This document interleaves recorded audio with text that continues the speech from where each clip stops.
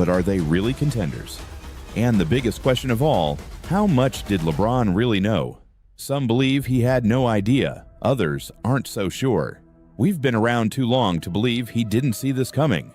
So what do you think? Did LeBron orchestrate this? Are the Lakers now the favorites? Or is there still another move coming? Like, his numbers are on steroids.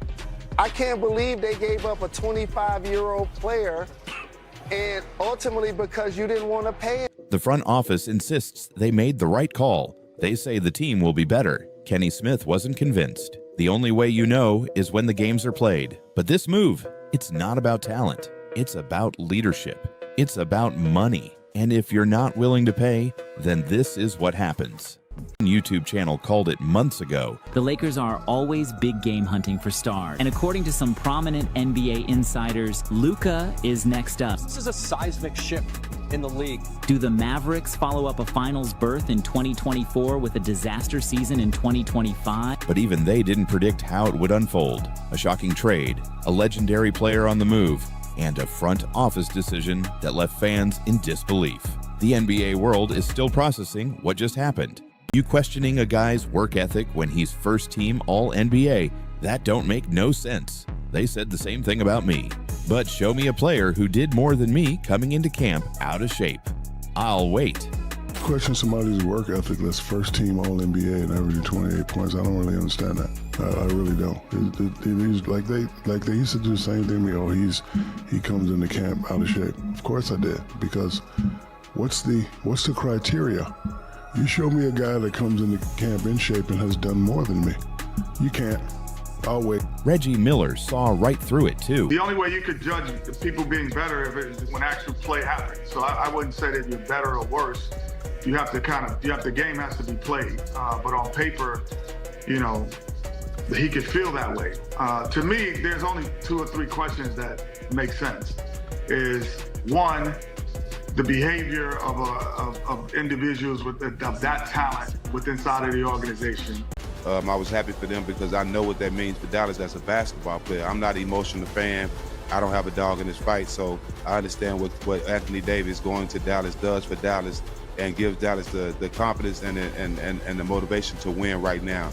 They have a great group of guys, great group of young guys. Kyrie's been playing his ass off without Luka. And to add AD with PJ. Moses Malone told me straight up, I was fat and lazy. And he was right. You can get away with it in college, not in the NBA. He totally reshaped my life and my entire career. You know, Greeny, I was having great success in college. You can be fat in high school. You can be fat in college and have success. You cannot be fat in the pros. You can have some success, but you can't be great. Former MVP had to check his calendar when he heard the news. I thought it was April Fool's Day, he said. I was almost asleep, so when I got a call, I had to check it was April 1st. I didn't really believe it at first. But it wasn't a joke. And now, this team has to live with the consequences. You can be fat in high school. You can be fat in college and have success. You cannot be fat in the pros. You can have some success, but you can't be great. So I wasn't getting to play, and I was the number 5 pick in the draft. And I asked Moses one day, could I come see him? And I said, Moses, why am I not getting to play? He said, you're fat and you're lazy. What? He needed to average 40. They're saying to Luka, sure, you're averaging 28, 30. Could you average 35? Like they're thinking, and how would you answer that? Because you're the only one that understands. Okay, you do certain things to get results. He's averaging 28. Is he first team All-NBA or not? Yep. So he would have averaged 35. He still would have been first team NBA. So that makes your complaint null and void. Charles Barkley had a different take, but the debate won't stop. What if he did take things more seriously? What if he was in perfect shape? Would he be even better? Some say he could have averaged 35 a game. But Shaq had a response for that too. You talking about what if, like he's not already first team All-NBA, like he's not already putting up 28 a night. But lost in all of this is the biggest winner of them all. Not the players, not the fans, not the teams. Steven Jackson made it clear. I'm happy for my guys. Kyrie, J. Kidd, Nico. This is their moment. This is their chance. And that's bigger than just one trade. This ain't just about basketball. This is about the owners making a statement. What they did with this trade, that was a power move. And I'm also paying attention to the league, the owners. The owners seem like they are actually reestablishing some dominance. You hear what I'm saying to you? Like with the trade with Luka, that vibrated that everybody is expendable. You better have a plan. If you're the Lakers, you got your superstar. But are you done? You still need a big.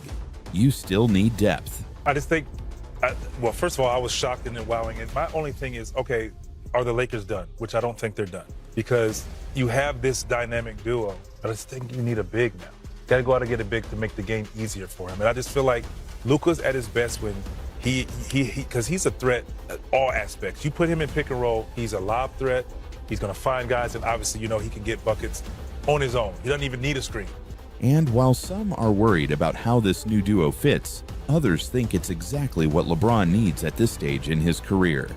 LeBron getting the ball off a live dribble with this guy feeding him? That's insane. This could actually make LeBron better. But lost in all of this is the biggest winner of them all. Not the players, not the fans, not the teams.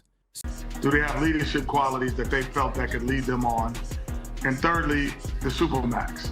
Were you willing to pay it? So if any of those answers were no, that's why this trade happened. And that's the biggest question of all. Why was this trade kept in the shadows? If this player was the next Dirk, if he was the key to championships, then why wasn't he given the respect he deserved?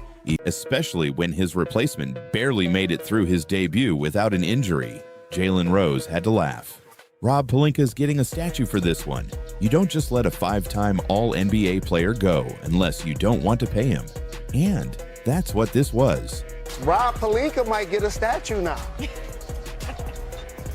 Like Jerry West got a statue as a player and as an exec. Shocking trade, a legendary player on the move, and a front office decision that left fans in disbelief. The NBA world is still processing what just happened. But what do the legends think? The ones who lived through trades that changed history. Some say it's a mistake that will haunt this franchise forever. Others believe it's a strategic masterpiece. One thing's for sure, nobody saw it coming. Power move that left fans stunned, but some saw the upside. Meta world peace? He's convinced everyone won. You get a dominant big, a shooter, a facilitator. That's a real threat.